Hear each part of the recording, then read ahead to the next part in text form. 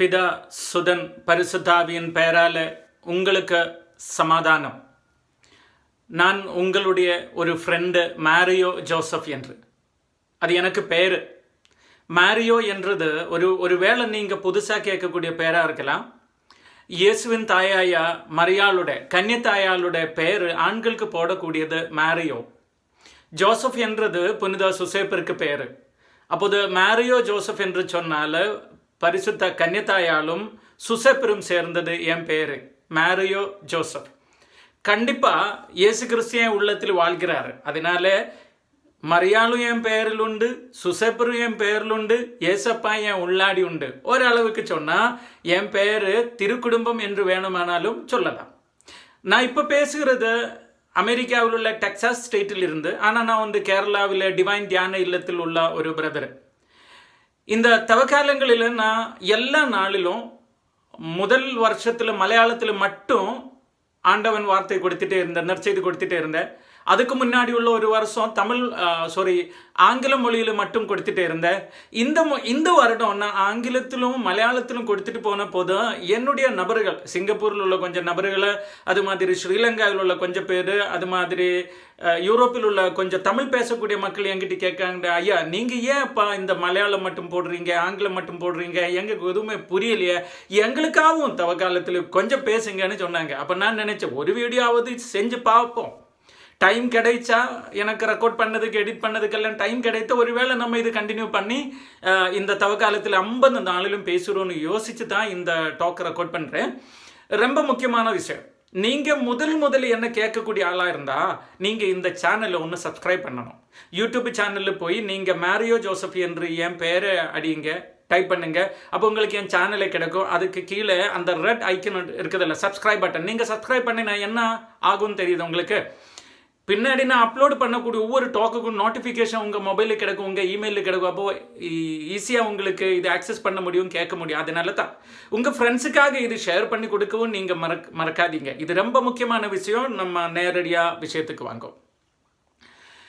எல்லாரும் கேட்ட ஒரு வார்த்தை தான் ஊழியக்காரன், ஆண்டவன் வேலை செய்யக்கூடியவன், சுவிசேஷகன். இதெல்லாம் எல்லாரும் கேட்ட ஒரு வார்த்தை தான். ஆனால் பைபிள் என்று சொன்னால் இது ஃபுல்லாக சுவிசேஷம் தான். ஆதி ஆகமத்திலிருந்து திருவெளிப்பாடு புத்தகம் வரைக்கும் 73 புத்தகம். ஆர்சி மக்களுக்கு 73 புத்தகம் உண்டு, ஞாபகத்தில் வச்சுக்கோங்க. பைபிளில் உள்ள ஒவ்வொரு புத்தகமும், ஒவ்வொரு அதிகாரமும், ஒவ்வொரு வார்த்தையும் சுவிசேஷம் தான். அது நல்ல வார்த்தை தான், அது ஊழியம் தான், அது நற்செய்தி தான். அப்போ இந்த ஊழியம் பேசக்கூடியவன், நற்செய்தி பேசக்கூடியவன் சொன்னால் யாரு என்று ஒரு கேள்வி வரும்போது பைபிள் பேசக்கூடியவன் என்று. ஆனால் எல்லாத்துக்கும் ஒரு சத்தம் இருக்குமே. அக்கா, தங்கச்சி, அண்ணி, அப்பா, அம்மா, எது எடுத்தாலும் அதுக்கு ஒரு சத்தம் இருக்கும். கரெக்டு தானே? அப்படியான பைபிளுக்கு ஒரு சத்தம் இருக்கும். அதாவது இந்த ஃபுல் பைபிள் எடுத்து படிக்கும்போது அதுக்குள்ளாடி பைபிளினுடைய சத்தான ஒரு வார்த்தை ஒரு இடத்தில் இருக்கு. பைபிளில் உள்ள ஒரு புத்தகத்தில், ஒரு அதிகாரத்தில், ஒரு பேராகிராஃபில் பைபிளுக்கு சத்தான ஒரு வார்த்தை இருக்கு. அது ஏதுன்னு உங்களுக்கு தெரியுதா? I repeat, which is the quintessence of the Bible in the Bible, or which portion is the essence of the Bible in the Bible? There is a particular portion in Bible known as the quintessence of Bible, or the essence of Bible, or the compression of the Bible, or the gist of the Bible. பைபிளுக்குள்ளாடியே பைபிளினுடைய ஃபுல்லாக சத்தையும் சேர்த்து வச்சா ஒரு paragraph இருக்கு. அது ஏதுனா நான் பெந்தகோஸ்து மக்களோட, Protestant மக்களோட கேட்டப்ப அவர் சொன்ன என்ன தெரியுதா? John 3:16. என்னன்னு கேட்டா, இந்த இறைவன் உலகத்தை ரொம்ப ஜாஸ்தியா நேசித்தா, அதனால அவனுடைய ஏக குமாரனை கூட லோகத்துக்கு கொடுத்தாங்க. அவனை ஏற்றுக்கொள்ளக்கூடியவனுக்கு சாவே இல்லை, அவன் முடிவில்லா வாழ்வார் என்று. இதுதான் அவர் பார்த்து சொல்லக்கூடிய வார்த்தை. ஆனால் இது ஒரு புரோட்டஸ்டன்ட் ஒரு மகள் எனக்கு ஒரு தடவை சொல்லி கொடுத்தது. அஃப்கோர்ஸ் நான் புரோட்டஸ்டன்ட் சர்ச்சிலும் பல்வேறு சர்ச்சுகளில் போய் என்னுடைய வாழ்வு எக்ஸ்பீரியன்ஸ், என்னுடைய சாட்சியை நான் சொன்னேன். அதாவது என் பேர் மேரியோ ஜோசப் என்று பேர் வருதுக்கு முன்னாடி என் பேர் சுலைமான் இபின் அஹ்மத் தாரிமி என்று தான்.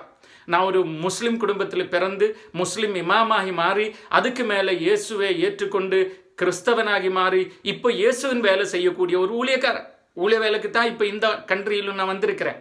அப்போ இதனால நான் பல்வேறு புரோட்டஸ்டன்ட் சர்ச்சில் தமிழ்நாட்டில் பல்வேறு பெண்டகோஸ்ட், புரோட்டஸ்டன்ட், மெத்தடிஸ்ட், லூதரனிஸ்ட், கால்விஸ்ட், இண்டிபெண்டன்ட் சர்ச்சில் எல்லாம் போய் பேசின ஒரு ஆள் தான். அப்போ அப்படி உள்ள ஒரு சர்ச்சில் கேட்டப்போ தான் இந்த பதில் கொடுத்தது. ஜான் 3:16 தான் the gist of the Bible என்று. ஆனால் ஒரு ஆர்சி மகனை பொறுத்த அளவில், இப்போ நான் ஒரு ஆர்சியாக தான் வாழ்கிறேன், நான் ஒரு ஆர்சி கிறிஸ்தவன் ஆனாலும் பெந்தகோஸ்து மக்களை நான் நேசிப்பேன், புரோட்டஸ்டன்ட் மக்களை நேசிப்பேன், அவரு கூட பேசுவேன், அவரு கூட சாப்பிடுவேன், அவரு கூட ஊழியம் பேசுறதுக்கு போவேன். பட் ஐ ஆம் Catholic. It doesn't mean that நான் எல்லாருக்கும் ஆண்டியாக இருக்கிறேன்னு அப்படி ஒன்று நீங்கள் யோசிக்க வேண்டாம். அப்போ நான் என்ன செஞ்சேன்னு கேட்டால், புரோட்டஸ்டன்ட் சர்ச்சில் இப்படி சொன்னாலும் ஒரு ஆர்சியான நான் யோசித்தேன், ஆர்சி சபையில் நான் என்ன நம்பணும், அதாவது பைபிளினுடைய gist, the essence of the பைபிளில் எங்கே உண்டு என்று நான் ஆர்சியான நான் யோசித்து படித்தப்போ நமக்கு ஒரு புத்தகம் உண்டு, சிசிசி என்று சொல்லும். சிசிசி என்று சொன்னால் catechism of the Catholic church. அது தமிழ் மொழியிலும் அவைலபிள். நீங்கள் அது படிக்கணும், ஒரு முறையாவது படிக்கணும். டிஎன்பிசி பப்ளிஷ் பண்ணிட்டு இருந்துன்னு தான் எனக்கு கிடைத்த அறிவு. CCC, catechism of the Catholic church. அந்த புத்தகம் பேராகிராஃபாக டிவைட் பண்ணி தான் வச்சிருக்கோம். அதில் ஒரு பேராகிராஃப் 2774, ஐ ரிப்பீட் 2774வது பேராகிராஃப் நீங்கள் சிசிசியில் படிக்கணும். அது எப்படி ஆர்சி திருச்சபை சொல்லிக் கொடுக்கிறது, கற்றுக் கொடுக்கிறது என்று கேட்டால் இப்படித்தான். The our father is the summary of the whole gospel. Wow! அந்த பரலோகத்தில் இருக்கிற எங்கள் தந்தாயே என்ற ஒரு ஜெபம் உண்டல்ல, ஏசையா நமக்கு கற்றுக் கொடுத்த ஜெபம். அந்த ஜெபம் தான் the summary of the whole gospel. எல்லா பைபிள், அதாவது ஆதியாகமத்திலிருந்து திருவெளிப்பாடு வரை உள்ள 73 புத்தகத்தில் உள்ள எல்லா வார்த்தைகளும் கம்ப்ரஸ் பண்ணி போட்டிருக்கிறது எங்கே என்று கேட்டால், பரலோகத்தில் இருக்கிற எங்கள் தந்தாய் என்ற ஜெபத்துக்குள்ளாடி தான் என்று. The our father is the summary of the whole gospel. Tertullian சொன்னது தாங்க, சர்ச்சு டாக்ட்ரினல் தியோலஜியன் சொன்ன ஒரு வார்த்தை.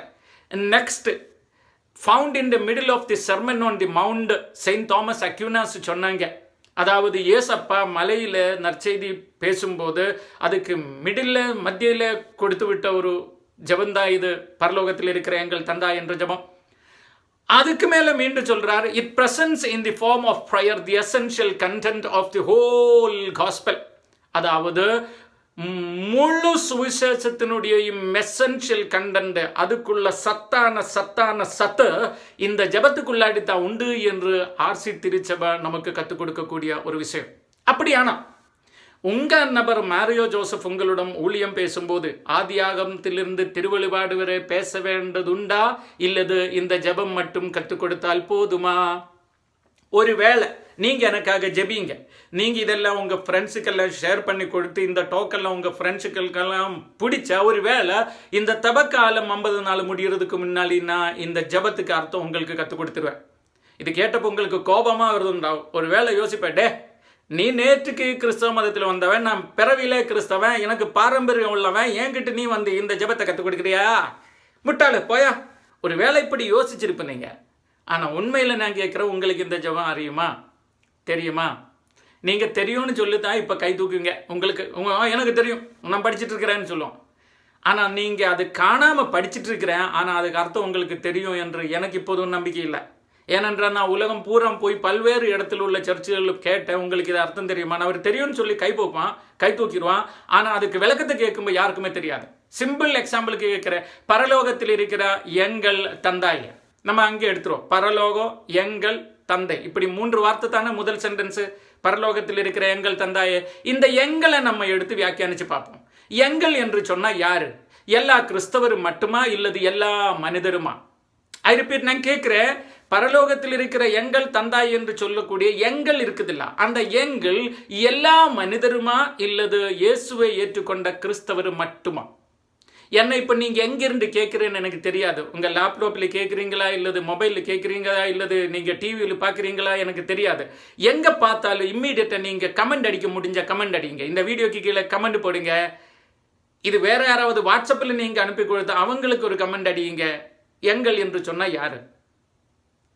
பரலோகத்தில் இருக்கிற எங்கள் தந்தாய் என்று நீங்கள் ஜெபிக்கிறீங்க. ஒரு நாள் எலும்பின உடனே ஜெபிக்கிறீங்க, ஜெபமாலை படிக்கும்போது ஜெபிக்கிறீங்க, கருணா ஜெபமாலை படிக்கும்போது ஜெபிக்கிறீங்க, இரக்கத்தின் ஜெபமாலை படிக்கும்போது ஜெபிக்கிறீங்க, நீங்கள் தூங்க போகிறோம் ஜெபிக்கிறீங்க, திருப்பு பலியில் நீங்கள் ஜெபிக்கிறீங்க. எப்போ பார்த்தாலும் எத்தனை தடவை ஜெபிக்கிற ஜெபம். பரலோகத்தில் உள்ள எங்கள் தந்தாய, பரலோகம் என்னன்னு நான் இப்போ பேசுறது இல்லை, ஏனென்றால் அது பேசினா உங்களுக்கு புரிய மாட்டேன். நம்ம யாரும் பரலோகத்துக்கு போனதில்லை. ஆனால் எங்கள் என்ற வார்த்தை எனக்கும் தெரியும், உங்களுக்கும் தெரியும். நான், நீ, யாருக்கும் தெரியும். நான், நாங்கள், நீ, நீங்கள், எங்கள் எல்லாருக்கும் தெரியுமே. எங்கள் என்ற வார்த்தைக்கு அர்த்தம் எல்லா மனிதனுமா இல்லது கிறிஸ்தவர் மட்டுமா என்று நீங்கள் கமெண்ட் அடிங்க பார்ப்போம்.